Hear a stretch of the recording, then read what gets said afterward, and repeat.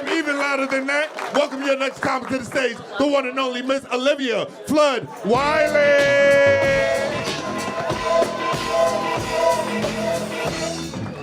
It's an interesting choice for my intro music. Thank you. They do love it when they call me Big Papa. That is what I'm known for, famously.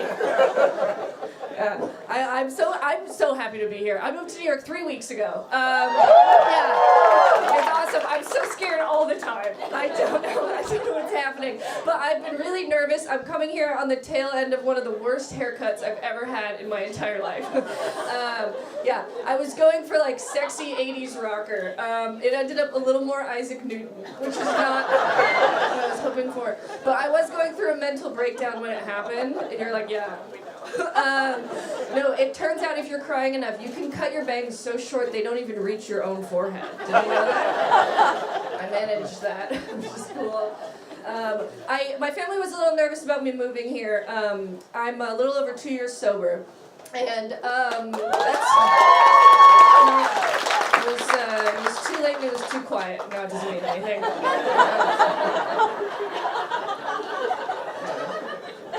I'm a bit of a Nepo baby when it comes to alcoholism. You can get there on your own with hard work and determination, but it's a lot easier if you have a parent to help you get a foot in the door. That helps out. Yeah, I'm not like Orion. He grew and became a better man from his parents' alcoholism. I made the choice of complicated women everywhere to become exactly like my mother. That's what I decided to do. Yeah, my alcoholism runs so deep in my family. My parents used to joke that they weren't saving for college, they were saving for rehab. Yeah.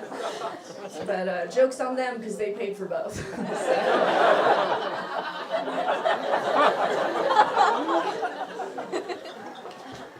I get a little bit offended when I find out, like, I came here from LA. A lot of people in LA are sober for health reasons, which I find offensive. It's cultural appropriation. Finding out anybody I know, like, is not an alcoholic and is still sober is like finding out they can fly for free and they only go to Nebraska. Like, yeah, I'm also in Nebraska, but I'm here because they were like, it's Nebraska or jail. And don't be fooled by my whimsical outfit. I tried jail first. Okay. This was not my plan A, ending up in Nebraska. Right? My parents tried to warn me. Before I started high school, my mom sat me down and she was like, Olivia, you're not like other kids. And what she meant was, you have a predisposition for alcoholism. That means that you need to be more careful at parties. But she had raised me reading Harry Potter. So she was like, Olivia, you're not like other kids. And I was like...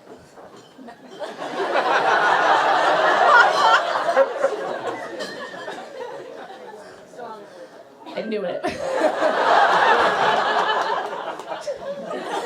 I knew I was special.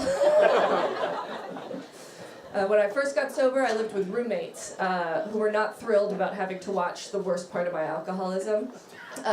We were in a group chat together. The group chat was called Roommates. And it was just me and my parents. And I decided to move into a women's sober living because I was tired of being the most mentally ill person in my own home. I was like, I'll move in with 9 alcoholic women. I'll let someone else take that title for a second. The first week that I was there, somebody ate my ice cream. And I was like, listen, this is why we work a program. Quite frankly, I'm just really glad that I'm spiritually moved on enough that my ice cream could be there for her. Do you know what I'm saying? I'm really glad that it happened, and frankly, I hope that she takes it again in the future if she needs it. Yeah, God, thy will be done. And then a week later, someone stole a full pack of cigarettes, and I was like, I hope Tammy relapses.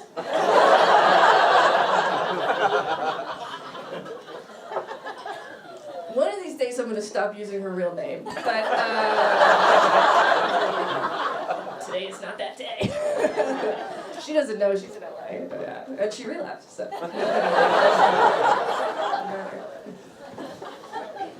I've been trying to think about, I'm on a slightly different path than most of the people that I know. They're all getting married and having kids. And I'm trying to figure out how I can get a registry. That's what I would like. That's my goal for 2026 is to get a registry. And I was like, I think maybe I should get one for being sober. Because to get sober, I had to work really fucking hard. And to get married, all my sister had to do was lower her expectations. I don't even know what I would register for, though. You know, it would be like a carton of cigarettes and a trip to the doctor. Like, that's all that I want right now. I finally went to the dentist for the first time in 5 years, and he told me I brush my teeth too hard, which makes me feel like life is a losing game. They want. I dream of going to the eye doctor one day. My friends are all poor, so we got to keep tabs on each other. My friend was like, I think I want to become a spirit healer because I can read people's auras. And I was like, destiny. My beautiful baby girl. That is called astigmatism.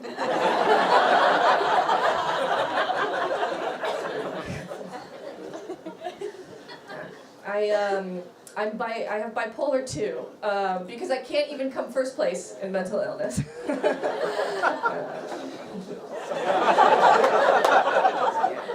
And I had a manic episode a couple of years ago because my psychiatrist put me on Zoloft. And Zoloft can trigger a manic episode in people with bipolar disorder, which I feel like I shouldn't have had to tell her, you know? But I got her through Medi-Cal, so I don't even think she had a medical degree. You know, we were both just doing our best at the time. So she put me on Zoloft, and I lost my mind. I was having auditory hallucinations. And I was running around my house being like, can you hear that? Can you hear that? Guys! In like a really cool way. That was settling for everybody in the environment. And it's tricky when you have a mental breakdown when you live with your parents and your parents are above a certain age. Because the question has to be asked, am I crazy? Or can they just not hear it? Eventually we did figure out I was crazy. We put that together as a group, so that was pretty cool, of the three of us. And I was lying upside down on my parents' couch, clutching my dad's hand. And I was like, Dad, is it in my head, or is it real?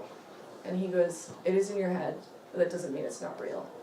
And I was like, Dad, that's really sweet, and frankly, woke as hell. But please don't quote Dumbledore when I'm in the middle of a manic episode.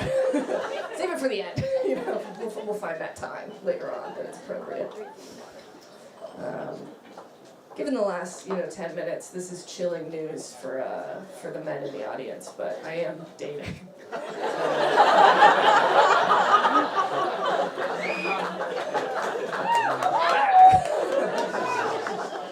Boo.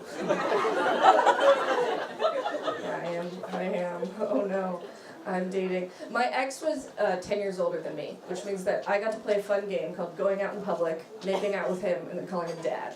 And he hated it. It wasn't cool. But I would tell my therapist at the time, I would be like, I'm worried people judge me for being in an age gap relationship. And she would be like, no one judges people for being in an age gap relationship. And I would be like, I judge people for being in an age gap relationship. Okay? Finding out that any man I know is dating a much younger woman is like finding out he owns a pet bird. You're like, it's not illegal. But I'm going to think about you differently going forward. My ex and I did work for a couple of reasons. We were heterosexual archetype 3. Are there any other 3s in the room? 3s? No, that's depressed girlfriend and ADHD boyfriend. Is that? It makes sense there aren't 3s, because to do that you would have had to make a plan and follow through. And that's tricky for 3s. But it worked out great because, it was nice when I would be like depressed and like sitting in a room thinking about death. It's nice to have, sometimes a Muppet will burst in who will be like, I think I figured out how to juggle!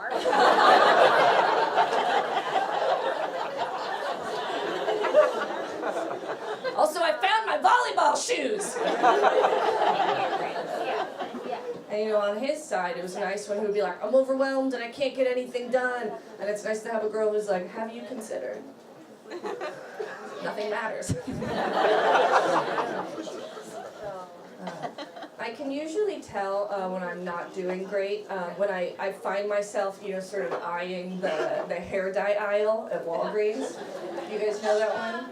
The girl code is you look at another girl in the eye, and if you can tell she's cried that day, you're like, baby, get out. This is not good, okay? And I was debating doing this joke because I was like, I don't know if, sorry. That waiter walked in so purposefully, I thought I had done something wrong. I was like, did I get lit and miss it? That was incredible. I didn't. Okay, thank you. What's your name? Red. Nice to meet you, Red. Olivia.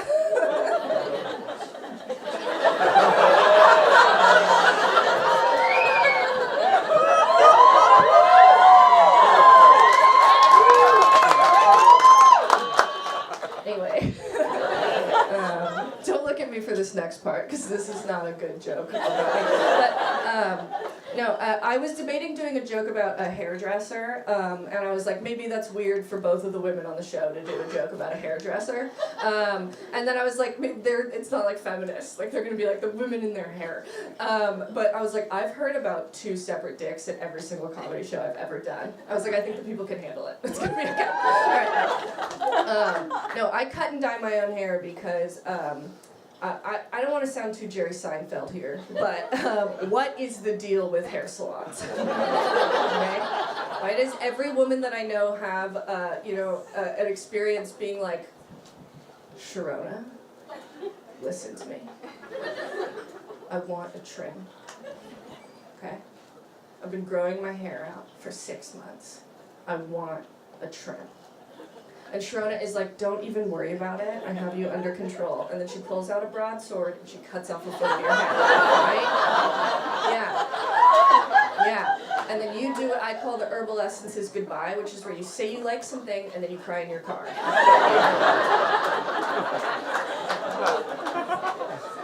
And that's why I think there's something more insidious that's going on at hair salons. Which is, I think they're used to train women on how to fake orgasms. Just come with me on this, okay? As one. You go into an interaction with a person, right? And you're like, this interaction with this person is going to make me feel better about myself and my body and my appearance. And you have a conversation and you think like a standard has been established, right? There's been an understanding. And then you're sort of still for anywhere from like 45 to 3 minutes. And then someone taps you on the shoulder and they're like, what did you think? And you go,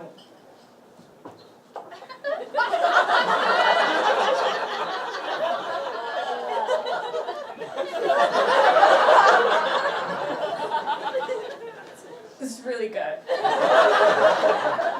No, it's like exactly what I wanted. Thank you so much. I'm gonna get out of here, but I'm gonna do a really quick poll before I leave. Oh boy. Is anybody here taking Zoloft? Nice. Is anyone here taking lithium? Is anyone here taking Lamictal? Okay, I think I know the answer, but is anyone taking Zoloft, lithium, and Lamictal? Okay, I just asked so the next time my therapist is like, you're not alone. I have an answer for her. All right, I've been Olivia Flood-Wylie.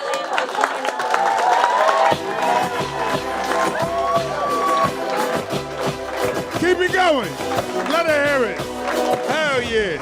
Olivia Flood-Wylie, ladies and gentlemen. Give it up for her. Let her hear it. Let her hear it. Let her hear it. How y'all doing? How y'all doing? Welcome. Where y'all from?